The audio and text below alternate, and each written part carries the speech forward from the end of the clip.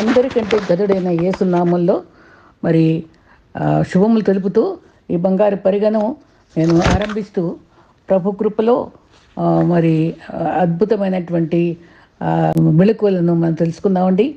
దీని ద్వారా మనం ఇంకా చక్కని భక్తిగల జీవితంలో సాగిపోవడానికి ప్రభు అద్భుతమైన కృపనిస్తారని నమ్ముదాం.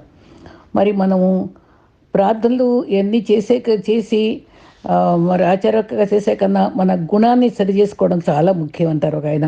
మనం ఎలా ఉన్నామో సమాజం తెలుపుతుంది. మనము ఎలా ఎలా ఉండాలో మనకి ఏకాంతమే తెలుపుతుంది. నిజమేనండి, ఏకాంతం చాలా భక్తులు కూడా ఏకాంతంలోనే గొప్పగా మరి మార్పు పొందారు. మరి మనం పవిత్రంగా ఉండాలంటే మరి చర్చి క్రమంగా వెళ్ళాలి, బుక్స్ చదువుకోవాలి, బైబిల్ చదువుకోవాలి, ప్రార్థన చేసుకోవాలి కదా. ఈవిల్ థాట్స్ వదిలిపెట్టుకోవాలి, సెక్చువల్ థాట్స్ వదిలిపెట్టి మోరల్స్ పాటించాలి. మరి మోసాలు, అసహ్యత, ద్వేషాలు, గర్వాలు, ఫూలిష్నెస్, పొరపాట్లు ఇవన్నీ చేయకుండా జాగ్రత్త పడాలి. మన జీవితంలో ఎదురయ్యేటువంటి గురువులే మంచివారు అవ్వచ్చు, వాళ్ళు పాఠం నేర్పుతారు. కానీ చెడ్డవాళ్ళు కూడా మనకి గుణపాఠం నేర్పుతారటండి. మరి కష్టాలు భయపడటానికి కాదు, కానీ ఎలా బ్రతకాలో నేర్పించడానికే అది మనం గుర్తుంచుకోవాలి. నిజంగానే మన ప్రభు మనకి ఎన్నో రకాల సూక్తులన్నీ నేర్పిస్తూనే ఉన్నారు. మన మనుషుల ద్వారా మనం ఎన్నో నేర్చుకుంటున్నాం. మరి భక్తిగల జీవితం జీవించాలంటే అదే సామాన్యమటండి. సద్భక్తితో బ్రతకడం సామాన్యమటండి అని నిజంగానండి. మనం గురువు అనే పిలుపులో గౌరవం ఉంది. మరి నేడు కట్టే బట్ట, చదువు అన్నీ కూడా, తిండి అన్నీ కూడా అనుసరిస్తూ ఉంటాం. కానీ ఒక ఒక వ్యక్తి నాకు ఒక చక్కని ఈమెయిల్ పంపారండి. దాంట్లో మన బంధువుల యొక్క బంధాలు ఎంత చక్కటి అర్థవంతమైన అనుభవాలు ఉన్నాయో ఒక్కసారి మనం మన జీవితాన్ని తెలుగు వాళ్ళని రివ్యూ చేసుకుందామండి. అమ్మ అనే పిలుపులో ఆప్యాయత ఉంది, నాన్న అనే పిలుపులో నమ్మకం ఉంది, తాత అనే పిలుపులో తన్మయత్వం ఉంది, అమ్మమ్మ అనే పిలుపులో అభిమానం ఉంది, నానమ్మ అనే పిలుపులో నవ్వు ముఖం ఉంది. అదే చూడండి ఎంత చక్కగా ఉందో ఆ మాట. మరి అదే కాదు, అత్త అనే పిలుపులో ఆదరణ ఉంది, మామ అనే పిలుపులో మమకారం ఉంది, బాబాయ్ అనే పిలుపులో బంధుత్వం ఉంది, చిన్నమ్మ అనే పిలుపులో చనువు ఉంది, అన్న అనే పిలుపులో అభయం ఉంది, చెల్లి అనే పిలుపులో చేయూత ఉంది, తమ్ముడు అనే పిలుపులో తీదనం ఉంది, అక్క అనే పిలుపులో అనురాగం ఉంది, బావ అనే పిలుపులో బాంధవ్యం ఉంది, వదిన అనే పిలుపులో ఓర్పు ఉంది, మరదలు అనే పిలుపులో మర్యాద ఉంది. మరి మరి మానవత్వం కూడా ఉంది. తర్వాత గురువు అనే పిలుపులో గౌరవం ఉంది. ఇప్పుడు చెప్పుకున్నాం కదా. ఇలా మనం ఈ ఆలోచనలన్నీ పట్టుకుంటే అవి మనం గమనించగానే మన బంధువులు, మన బంధము, మన తర్వాత జనరేషన్స్కి ఎంత బలాన్ని ఇస్తుందో మనం ఒకసారి తలపోసుకొని ఈ బంధాలని ఇప్పుడు చెప్పిన మాటలు నాకే ఎంతో మంచి భావాలను కలిగించినాయండి. అది మనం మరోసారి జ్ఞాపకం చేసుకుందాము. అయితే ఈ దినాన్న దేవుల్లో మరి ఎదగాలి అంటే ఎలా ఉండాలి అనేది మనం తెలుసు. విశ్వాసంలో కత్తి దాన్ని కొనసాగించి వాడిని యేసు వైపు చూస్తూ పిగ్గా పరిగెత్తడానికి నిర్ణయించుకున్నాం కదా. అయితే మరి మనకి ఎన్ని రోజులు ఉన్నాయి? 365 రోజుల్లో గంటలతో మార్చుకుంటే 24తో గుణిస్తే 8760 గంటలు. మరి దేవునికి 36.5 రోజులు ఇవ్వాలి కదా మన 10వ వంతు సంవత్సరంలో. అయితే మరి ఏశావు టైంకి రాలేకపోగా దీవులు పోగొట్టుకున్నాడు. దినములు చెడ్డవి, మనం సద్వినియోగం చేసుకుంటూ ఆశీర్వాదాలు పొందుకోవాలి. తర్వాత మన క్రీస్తులో అవయవాలకు కాబట్టి మరి ఎన్నో రకాల మరి అనుభవాల్లో మన సంఘం ఎడల ఎంత బాధ్యత కలిగి ఉండాలో, మన సమాజం ఎడల ఎంత బాధ్యత కలిగి ఉండాలో ఒక్కసారి మనం క్రమంగా పాటిద్దాం. పరిచారం చేయడానికి, పరిచర్య చేయడానికి, నియామకాలను పాటించడానికి, మరి అన్ని కొడుకులకు సరిగ్గా హాజరవ్వడానికి, మరి సంఘ విస్తరణ, మన కుటుంబ క్షేమ విస్తరణ కోసం మనం పాటుపడటానికి, మన తలాంతులు ఉపయోగించుకోవడానికి మరి చక్కటి వాక్యం ఉందండి 1 తిమోతి 6:20లో. నీకు అప్పగించిన దాన్ని కాపాడి అపవిత్రమైన వట్టి మాటలకు, జ్ఞానమైన అబద్ధమైన వట్టి మాట దూరంగా ఉంటూ అలా ఉంటే నీ కృప నీకు తోడుగా ఉంటుంది. మరి మత్తయి 25:14లో ఎవరి సామర్థ్యం చొప్పున వారికి తలాంతులు ఇస్తారండి. ఎవరు చేయగలరా అంతే, అది ప్రాప్తం ఎంత ఉందో అంతే వస్తుందండి. వీళ్ళతో కంపేర్ చేసుకుంటే కుదరదు.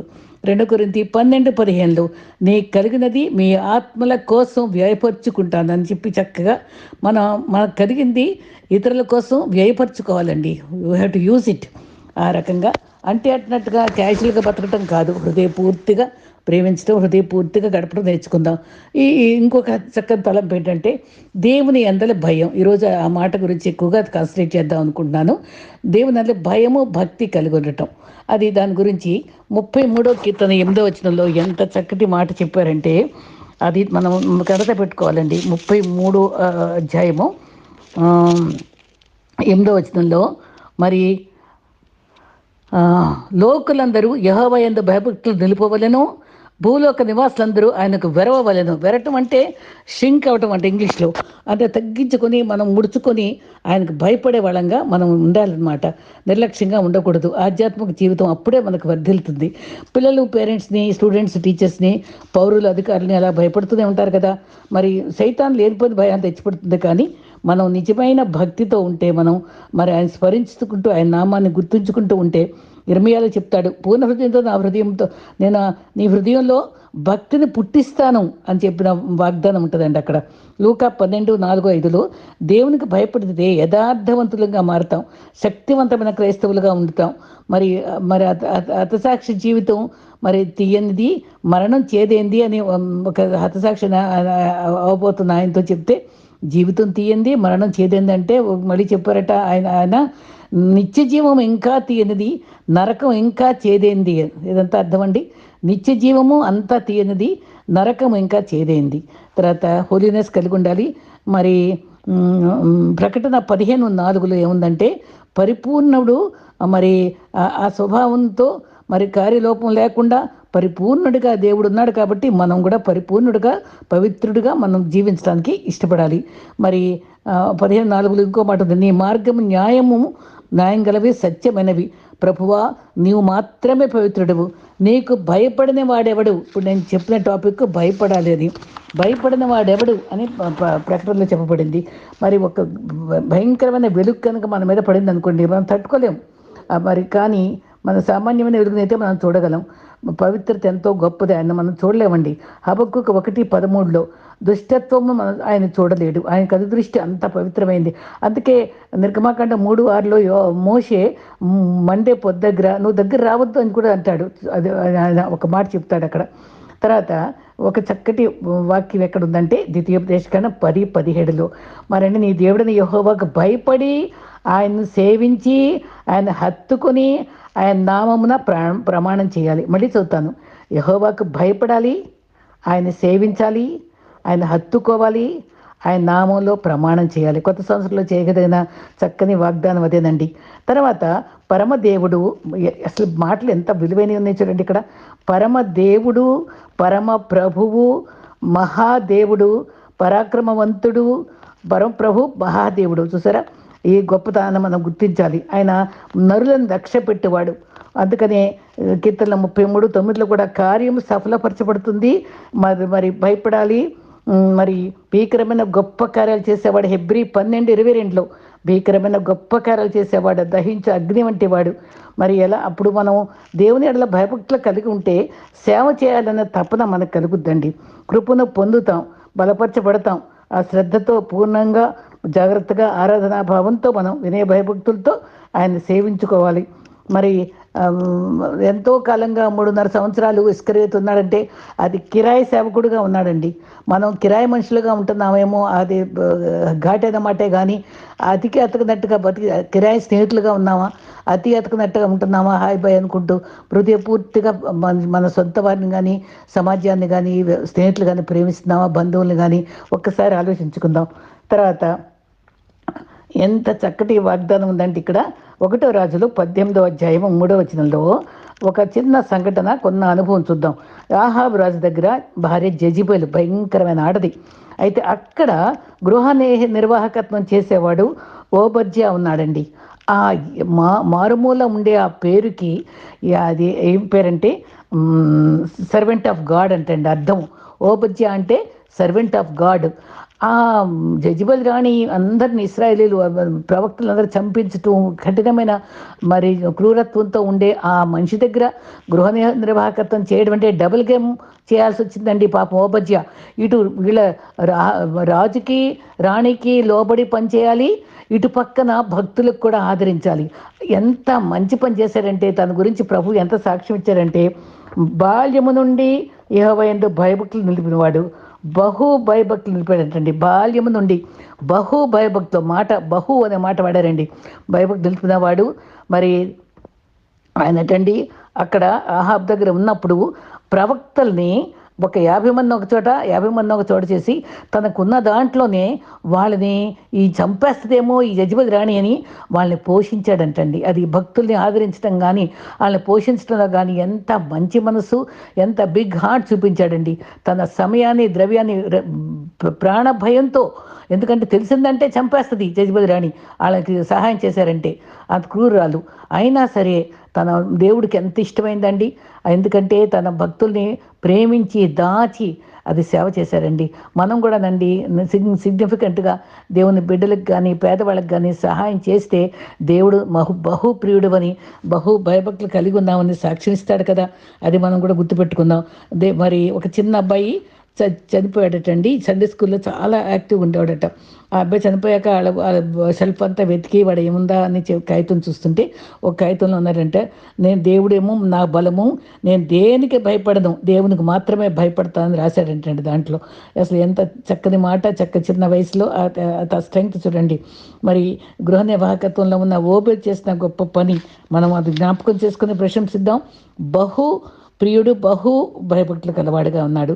తర్వాత మరి ఒక పాస్టర్ గారటండి సన్నగా ఉన్నారట, గుర్రం మాత్రం బాగా బలిసిందంట. వాళ్ళ సంఘస్థులు అడిగారట, ఏంటి పాస్టర్ గారు మీరేమో ఇంత సన్నగా ఉన్నారు, ఆ గుర్రం ఏంటి అంత బలిసిందంటేని. మరి నన్ను మీరు పోషిస్తున్నారు, నేనేమో గుర్రాన్ని పోషిస్తున్నాను అన్నారట. అంటే మనం ఎంతగా సేవకుల్ని గౌరవిస్తున్నామో అని ఇండైరెక్ట్గా చెప్పారన్నమాట. సరే, ఇంకా చక్కటి వాక్యం అండి. 147 కీర్తన 11. దేవునికి భయపడితే ఆయన సంతోషపడతాం. ఎందుకంటే ఆయన ఏంటో భయభక్తుల గారివందు కృపకై కనిపెట్టు వారి యందు ఆనందించువాడు. ఎంత చక్కటి మాట అండి. మనం ఈ సంవత్సరంలో ఆయన కృప కొరకు కనిపెడదాం. మనం ఆనందించే దేవుణ్ణి ఆనందించే వాళ్ళంగా దేవుడు అటువంటి వారిని పట్ల ఆనందిస్తాడు, నవ్వుతాడట. పరిశుద్ధాత్మ సహాయంతో మనం ఒక రొటీన్కి అలవాటైపోతామండి. ఒక పరిశుద్ధ జీవితం జీవించడానికి సిద్ధపడితే ఆయన చిత్తం తెలుసుకుని పూర్తి చేయాలి. మరి బ్రతుకున్నా మరణించినా సరే దేవునికి సంతోషపెట్టే వాళ్ళుగా ఉండటానికే మనం చూడాలి భక్తుల వలె. మరి ఒక ఆయనకి చాలా వస్తువులు ఉండేయట, దొంగలు పడ్డారట. ఆయన భక్తుడట. ఆయనకి నాకు ఈ అన్ని వస్తువులకి నాకు మనస్కరించను, నా హృదయంలో అవన్నీ చోటు లేవు, ఎందుకంటే నా హృదయం నిండా ప్రభు ఉన్నాడు అని అనేవాడట. ఒకసారి దొంగలు వచ్చి మొత్తం ఇదిగో ఇక్కడ బంగారం ఉంది, ఇదిగో ఇక్కడ ఉందా అని చెప్పి మొత్తం తీసుకెళ్ళిపోయారట. తీసుకెళ్ళిపోతే అప్పుడు నాకు ఇవన్నీ పోయినా నిజమైన ఆస్తి నాకు పరలోకంలో ఉందని సంతోషంగా ధైర్యంగా చెప్పాడటండి. అంత గొప్పడు కూడా. నిజంగా అంత త్యాగమయ జీవితం, అంత వాక్యానుసారంగా జీవించడం అందరికీ చేత కదండి. ఆ ప్రభు మనల్ని అది కోరుకుంటున్నాడు. అయితే 2 కొరింథీ 7:1 దేవుని భయముతో పరిశుద్ధత కాపాడుకుంటూ మనం మరి సమస్త కల్మషా నుంచి మరి శుద్ధి చేసుకుంటూ సంపూర్ణంగా శరీరమునకు ఆత్మకు కూడా మనం శుద్ధి చేసుకోవాలి. ఓల్డ్ టెస్ట్మెంట్లోనండి, ఇదిగో మీరందరూ ఇలా శుభ్రం చేసుకోండి, బట్టలు తుక్కోండి, ఇలా పవిత్రంగా రండి, ఎడంగా ఉండండి, ఇలా ఉండండి, అన్ని నియమాలు ఉన్నాయి కదండి. లేవికాండంలో కూడా అవన్నీ శుద్ధీకరణ ఆచారాలు ఉన్నాయి. కానీ న్యూ టెస్ట్మెంట్లో మాత్రం డిఫరెంట్గా ఉంది. శరీరాన్ని మరి శుద్ధీకరణ ఆచారాలు పట్టించాలి, ఆత్మకు కూడా శుద్ధీకరణ ఆచారం పాటించాలి. మన ఆత్మను కూడా శుద్ధి చేసుకోవాలి, రెండింటినీ కూడా. అది మరి ఇశ్రాయేలీలు వాళ్ళ నీతి కంటే మన నీతి అధికం కావాలి. రెండింట్లో కూడా మనం పవిత్రత కాపాడుకోవాలి. మరి ఆయన అంటారు, మన క్రైస్తవులు డైరెక్ట్గా మర్డర్ చేయడానికి ఇష్టపడం, రేప్ చేయడానికి ఇష్టపడం. మరి ఏదైనా భయంకరంగా దూషించడానికి ఇష్టపడం, పైకి సభ్యతగా బతికేస్తాం. కానీ మనం అంటండి మెంటల్గా రాబర్స్ వంట, మెంటల్గా కిల్లర్స్ వంట, మెంటల్గా రేపిస్టులు వంట, అంటే వన్స్లో అట్లా కానీ మన హృదయాల్లో పరిశుద్ధాత్మక ఆలయం అయితే ఈ చెడంతా కడిగి మరి కల్మషం కడిగేసుకోగలమండి.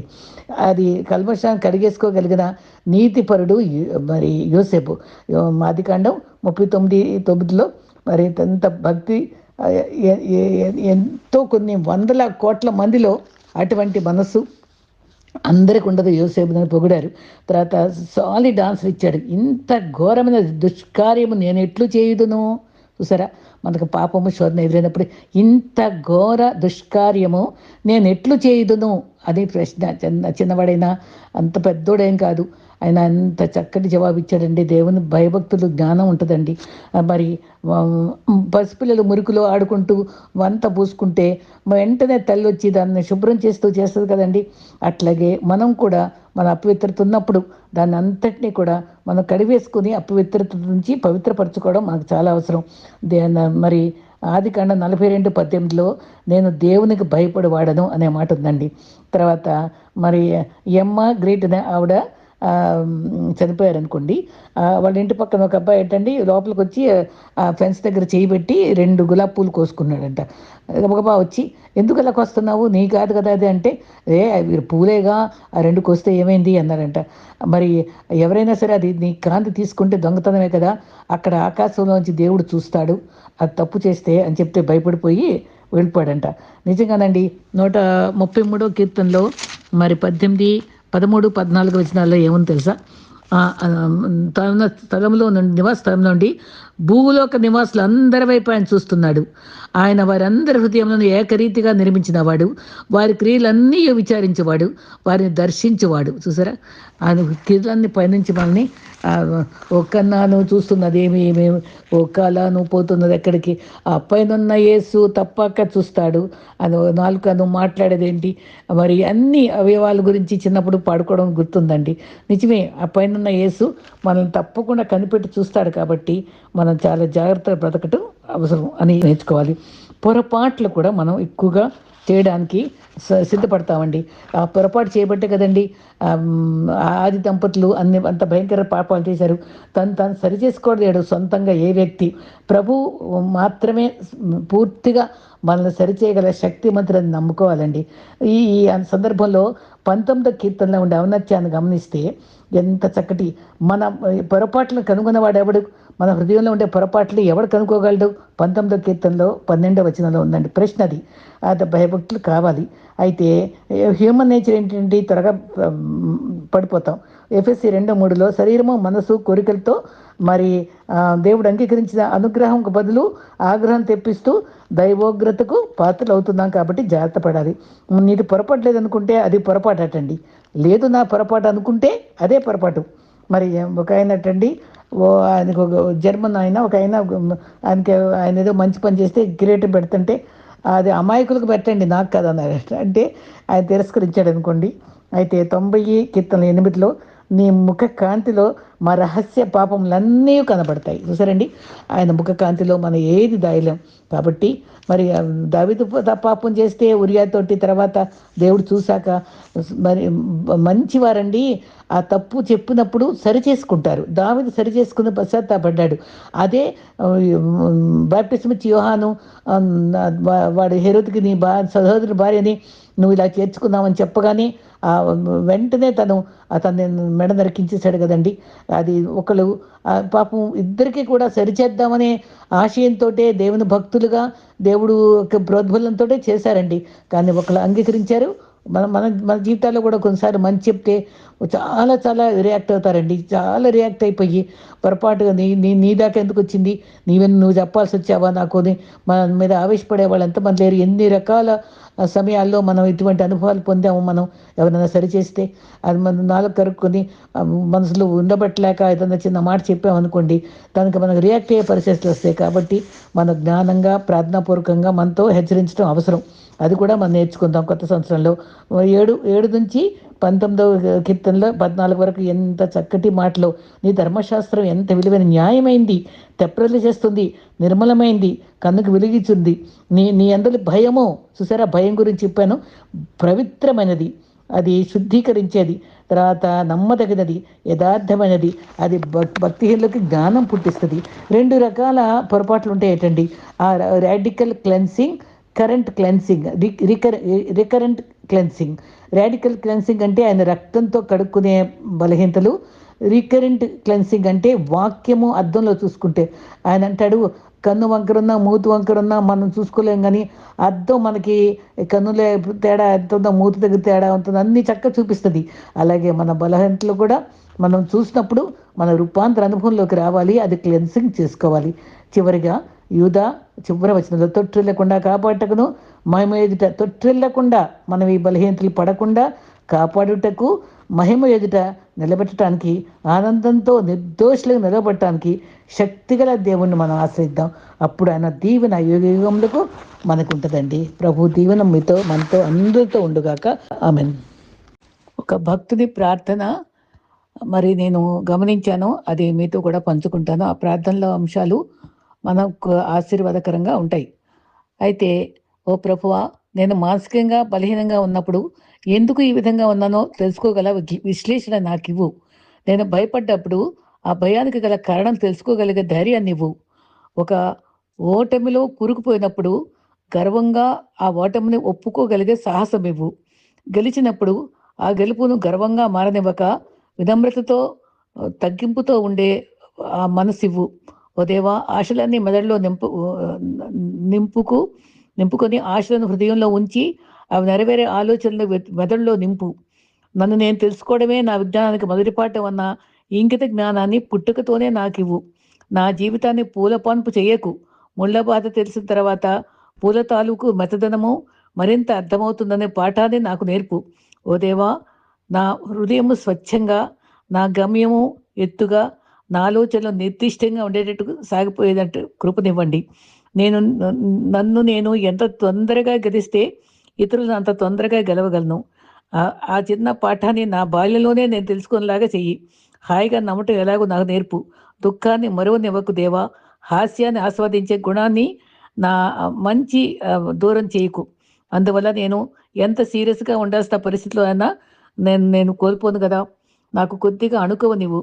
అందువల్ల ఎంత పెద్ద గెలుపుదైనా నేను అహంకరి లేకుండా ఉంటాను. పరిపూర్ణమైన వ్యక్తిత్వం నాకు మూల కారణాలని ఆ అనుభవం నాకు ఇయ్యి. నా ప్రగాఢ నమ్మకాన్ని మన్నించి ఇంకా మిగిలిన నాకు తెలియని కారణాలను దయతో నాకు నేర్పించు. ప్రభు అయిన క్రీస్తు, నీకు విలువైన నేను నిన్ను వెంబడించి నీ సేవ చేయాలని ఆశతో ఉన్నాను. నీ వాక్యాన్ని ధ్యానిస్తూ నీతో సన్నిహిత సంబంధం కలిగి ప్రతిదినము నీకు ఇష్టంగా జీవించే ధన్యత ఇయ్యండి. నా జీవితం ద్వారా నిన్ను మహిమపరచు కృపనియ్యండి. ఎందరో విశ్వాసాలను అనుసరించే మార్గంలో నన్ను ఉంచినందుకు నీకు కృతజ్ఞతలు. గొప్ప క్రీడాకారుల జీవితాలు, గొప్ప భక్తుల యొక్క అనుభవాల ద్వారా జీవితంలో ప్రముఖమైనవి కేవలము నీ సన్నిధి మాత్రమే నేర్పించే అనుభవం మాకు ఇస్తున్నందుకు వందనాలు. నిత్యత్వంలో అందరం చేరి స్తుతించే భాగ్యం ఇస్తున్నందుకు వందనాలు. ఆమెన్.